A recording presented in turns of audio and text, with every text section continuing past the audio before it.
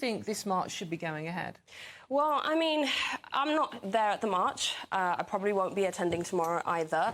I think that, you know, I'm not understanding what the scale of the issue and the rage is, if I'm being honest. I don't think that there's much of a contradiction in remembering fallen soldiers. Now, the crux of the issue is, you know, my great-grandfather, I'm British because my great-grandfather was brought here to fight as in, you know, be a part of the British Navy.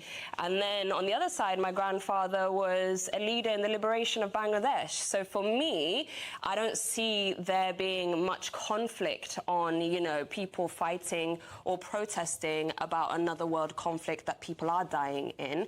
And I think that one of the things that we really should be angry about, you know, a lot of people are trying to paint the protests as pro-Hamas or like, you know, Islamist or anti-Semitic or whatever.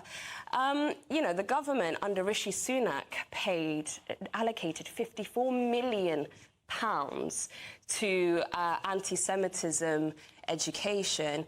Rachel Reeves and the Starmer government allocated £7 million. £3.5 million was allocated to homeless veterans.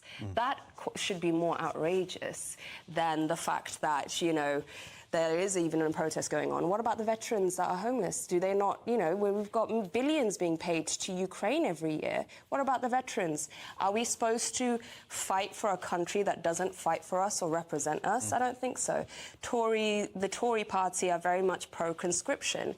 But when people are struggling to get on a bus fare, you know, where it's now £3 for a bus fare, a lot of people who are the poorer classes will be conscripted and they can't even afford bus fares to, you know, the army bases.